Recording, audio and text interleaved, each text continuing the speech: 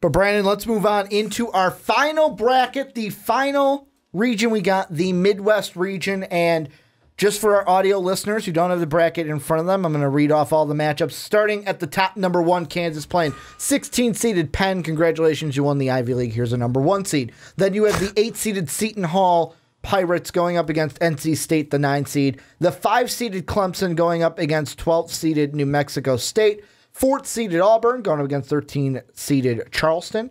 TCU at 6 playing the play-in winner between ASU and Syracuse. Then at 3, Michigan State playing the 14 Bucknell Bison. And then Rhode Island at 7 playing 10 Oklahoma. And number 2 Duke probably going to get upset against number 15 Iona. You would love it. You would love it. I want you to pick a number. I've got 2 things I want to start off with. I'm going to let you pick which one we start with. Door number 1 or door number 2? 2. Door number 2. Looking at ESPN before we started the segment, Jay Billis has the Michigan State Spartans, I believe, going all the way. Do you agree or disagree with that after looking at the Midwest? I'll ask you this, not all the way, but would you put your money on Michigan State to be the team coming out of the Midwest? Yeah. Why? Well, I think that Michigan State is the team that's playing probably some of the best basketball right now. Quite honestly, even though people will say, Brandon, they did not win the Big Ten championship, they did not win the Big Ten tournament. That's okay. Michigan State is a very strong team right now, and truly, the way that things look for them, I would like to think they beat Bucknell. They move on. They're going to probably play, I'm going to say Syracuse. Mm-hmm. You beat Syracuse. You move on. You play Duke. And that's a good rematch. That's a good rematch. Or they play Oklahoma. No. They could play Oklahoma. Ricky, Oklahoma, and I'd like to talk to you about that. Could. So Michigan State plays Duke. Good rematch. They beat Duke. And most likely, they're playing Kansas. Mm-hmm. And Kansas... Unless Auburn in that backcourt light it on fire. Which they could, but they look so poor against Alabama. They look so poor against them. Alabama played a really good game, but then you got Kansas. And Kansas, yes. Do they have some really good players? Devontae Graham has been great, averaging over 17 points per game. Svi Mikhailuk, he's been good. He's good from 3, but they're so inconsistent. Kansas has been such an inconsistent team, and I know that they won their championship game, the Big 12 championship game, but barely. Michigan, but they still won it. Yeah, they won it in the end. But Michigan State, if you do a head-to-head, Michigan State and Kansas, I've got to go Michigan State. I think they've got more firepower. I think they have better guards overall. I think that they have a better defense. I think things are going to would be better for Michigan State playing Kansas than anybody else. For me, when it comes to Michigan State, the toughest matchups they will have is the second weekend. First weekend, Bucknell is the only one in the first weekend that I think will give them a scare. And the only way they give them a scare is if we see the Michigan State team that lost to, they're the ones that lost to Mid-Tennessee State. That's the only way we see Michigan lose in the first round is if they have a game like that against Bucknell, which I don't see happening. I have Michigan going all the way to the Elite Eight, probably the Final Four, only because right now, and this to me is the reason why I saved this one for last, is this is my hardest region to pick. My hardest one, because Clemson, I could see them being upset by New Mexico State, but I don't have it. Yeah. Auburn, I could see them losing to Charleston, even though I don't have it. Not yet. I could see that could change. That could be one that changes. I could see the Oklahoma-Rhode Island game. That one's interesting to me because although I think Oklahoma beats Rhode Island, you do. Right now, I've got Oklahoma to the Sweet 16 right now. I've got to stop you. I've got to stop you right now. How? How in God's name do you have Oklahoma, the shitty way they've played, the whole second half of the season, how do you have them beating Rhode Island? I think Trae Young can turn it on for one game. I think that he can turn it on to beat Rhode Island. At the worst, they're a one and done. They win the first one, lose to Duke in the second. However, if Iona wins, then it becomes a whole new ball game. They can get to the Sweet 16. And then the one thing I'm hoping for is that they beat Duke. Like, could you imagine everyone that's been talking up Duke, everyone's been talking up Marvin Bagley, if Trae Young and the Oklahoma Sooners come out and beat Duke, what kind of an upset that would be, especially a 10 seed for Oklahoma. Not saying they're going to win it all. They'll probably be a one-and-doneer, but this is the region where I just don't know what to pick because the Clemsons, the Auburns, the Oklahomas, they have the talent. At their best, they have the talent to compete, but will they? Will they be susceptible to an upset? And Oklahoma's the only one that's not that susceptible to an upset because they're the 10, Rhode Island's the 7. But the second question I was going to ask you, and we kind of already hit it though, that's why I'm throwing it out there, was Kansas. Because after the Big 12 championship game where Kansas beat West Virginia, Jay Williams had his phone out and he was going to, forgetting his name. I want to say Digger Phelps, but it's not Digger Phelps, it's Seth Greenberg. Seth Greenberg. He had his phone out and he's like, I want to document this, Reese, first. Hey, Seth, when are you going to stop betting against Kansas? When are you going to stop? Do it, because earlier in the year, they had a little thing where they said Kansas or the field. Jay Will took Kansas. Greenberg took the field. Is Kansas a team? Could they make a run to the Final Four? Of course they could. They're a 1 seed, but could they lose to an Auburn in the Sweet 16? Lose to a Michigan State? Hell, what if they come out in the second round and like an NC State plays well on them? Could this be a team that maybe loses before even getting to that Elite 8 game? They could be, and it's because they've had that inconsistency. Mm-hmm. Again, this is not the Kansas team that we've seen in the last couple of seasons. This isn't the Kansas team that you're like, lock them. Lock them for the Final Four. They're going to be there. No, that's not them. They're inconsistent. Mm-hmm. They're inconsistent. Again, I don't care that they won the Big 12 championship game. That does not matter. They've still been inconsistent throughout most of the season. Mm-hmm. I want to go to something really quickly here with you. Okay. In Oklahoma didn't do squat diddly in the Big 12 championship. I believe you're looking for in the Big 12 Jim tournament. Mora, they didn't do diddly poo. They didn't. They did diddly poo. They're lucky to be in the tournament. Mm-hmm. Thank goodness for the hot start and for how they played in the middle of the season. That's how they got here. You'd put Penn State in over them. Yeah, I would.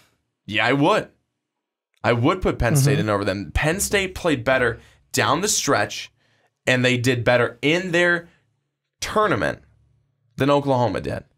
Oklahoma lately has been non-competitive. Mm-hmm. Trae Young has been, and it has not been good for them. They, in my mind, they don't get out of the first round.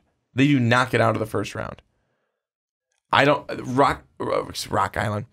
Rhode Island has been very good. I don't see how Oklahoma can beat them. Well, and the thing, if we're going to go by the math of it, about since 2013, when it comes to the 7-10 matchup, the 7th seed has won 70% of the time. So let's round up, let's say about 3/4 of the time, the 7th seed moves on. This year, though, I think could be different. Nevada, I would say, beats Texas. However, that could change. But then I look at the other ones. Providence, I think, can beat Texas A&M. Butler, I think, can beat Arkansas.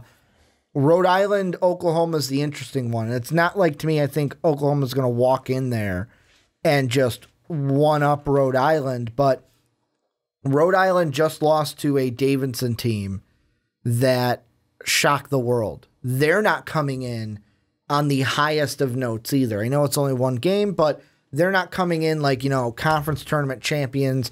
Both of these teams have things to prove.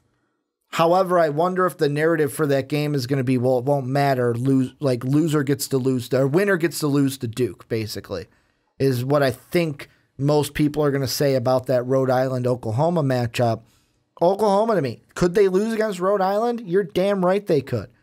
I'm not lighting the world on fire saying they're going to go all the way to the Final Four. I'm saying I see them as a one and done. I see Trae Young having one performance in the first round against the Rhode Island team who is weaker than the Big 12 matchups that he had to go against every single time down the stretch. And then they'll play a Duke team. And that one will probably go to Duke because Duke has 5 starters and a Grayson Allen hip check. And all Oklahoma has is Trae Young. So, I mean, one and done is what I see them. However, if Rhode Island won, I wouldn't be surprised.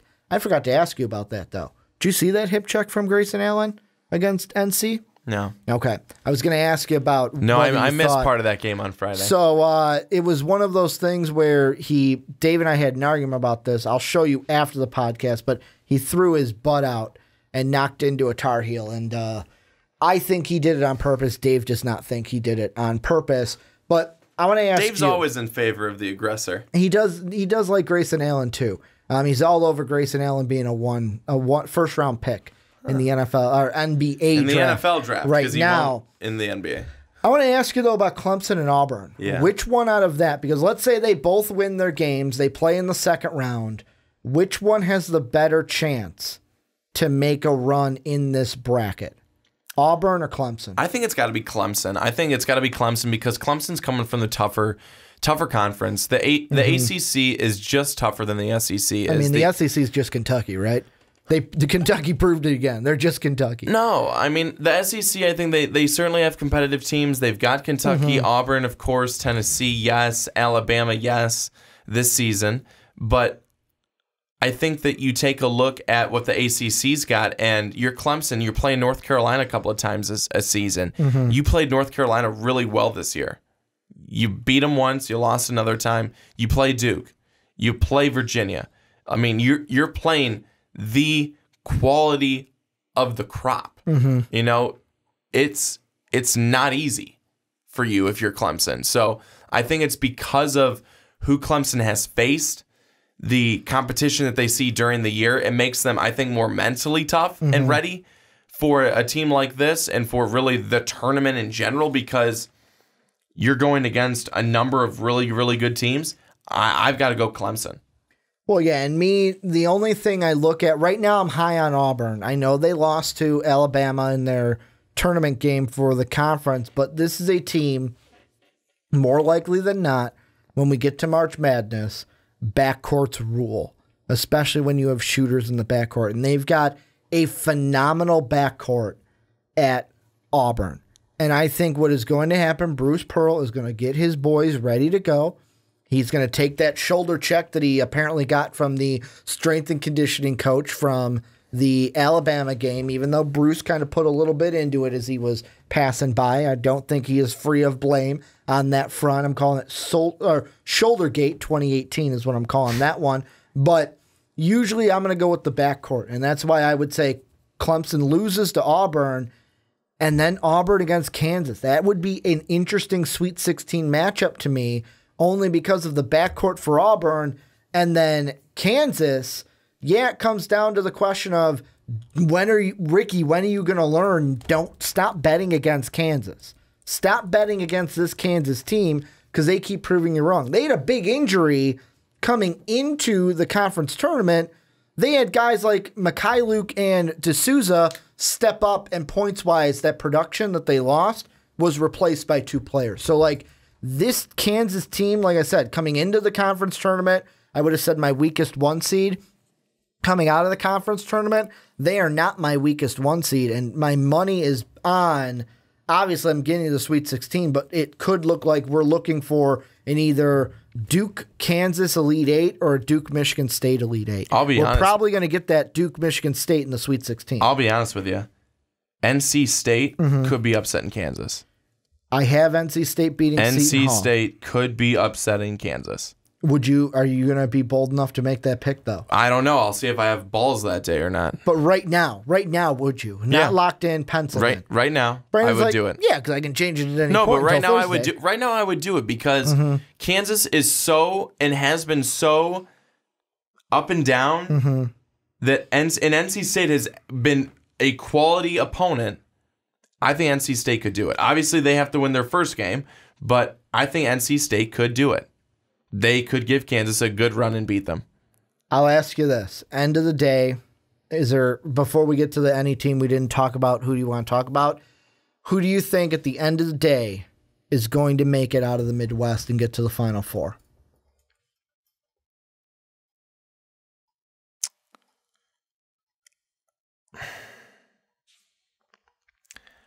I'm going to go with Michigan State. I'm going to say it's going to be Michigan State that does it. I don't think Duke, and I know that the Duke fans will say, Brandon, you're wrong, but I don't think Duke has a deep enough bench. I don't think Kansas has enough either on the bench. Their starters are great. I mean, Mikhailuk, Graham, Azubuike. I mean, I think they're all great. But I don't think they have enough after that. And I don't think they have enough consistency. Michigan State, I think, is the team that's going to do it.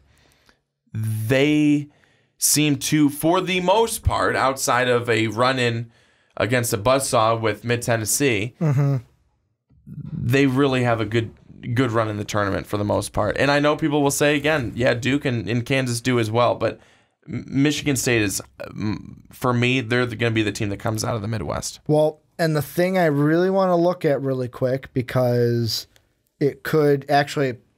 No, it does not play out that way. It almost did, but it did not. So the thing I was looking at is, so the last two, since Grayson Allen was a freshman, he was a freshman in 2015. That was the year they won the national championship over Wisconsin. That national championship game was basically Grayson Allen's coming out party, and then we never heard the end of Grayson Allen. Ever since, it was 2-1 in 2016, his sophomore year. They lose to Oregon in the regional final, so a regional semifinal, which would have been the Sweet 16.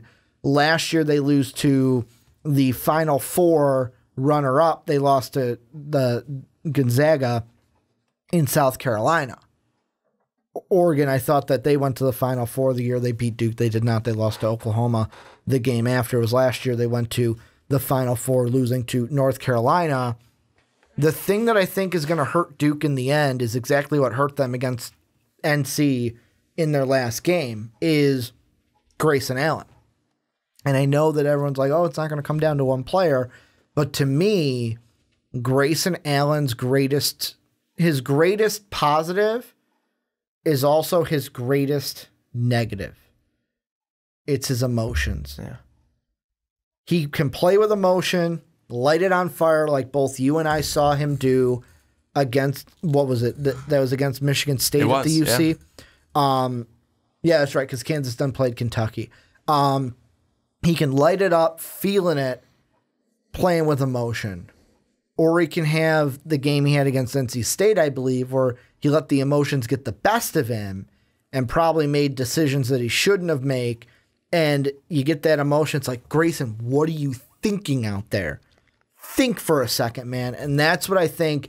It just takes one of those games in March, one, to say, no, we're not going to do it. The interesting thing, though, is if they do get a rematch with the Spartans lost to Duke, and that was without Marvin Bagley. That was the poked in the eye game. I know. And he didn't get to come back in that one. So that was one where JJJ, Jaren Jackson Jr., was basically first game out there as a freshman. Look at how he's developed into what he is. Top 10 pick in the NBA draft, probably. Some saying top 5. And then you have Duke with Marvin Bagley and everything we thought coming into the year with him. That's going to be a good Sweet 16 game if we get it. I think it's one of those two teams. It's whoever wins that. Same thing in the Midwest that's in the West. Whoever wins the ACC Big Ten matchup in the Sweet 16 will most likely go to the Final Four. Could you imagine this?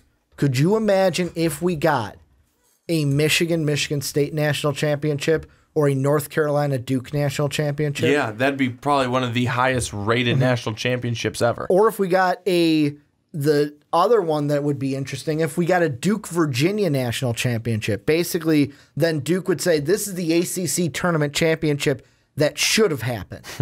And that would be the thing coming into it. I think this tournament is going to be a fun one. I think that they all are.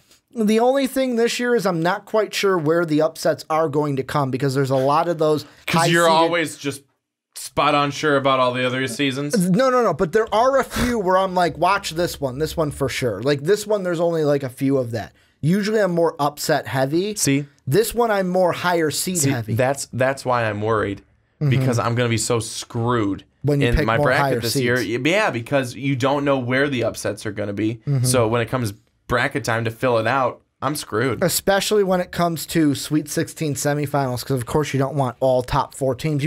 My rule is at least have one double-digit team in the second weekend.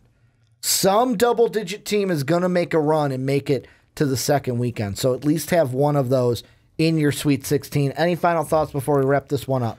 Final thoughts would be it's going to be a lot of fun. I always love March Madness. I live for this time. One, because the hope is that it's actually going to be like springtime. It's going to start to feel like springtime. We're going to be in the 50s, 60s weather-wise here in Chicago.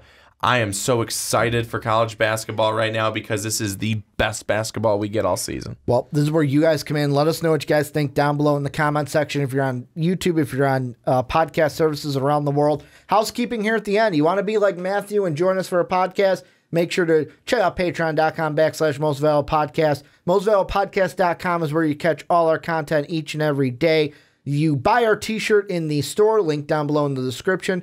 And last but not least, if you have an iTunes account, have an Apple Podcast account, go and give the Primetime Podcast a 5-star rating. Want to thank you guys for watching on YouTube. Want to thank you guys for listening to us on podcast services around the world. But as always, have a good day, everybody.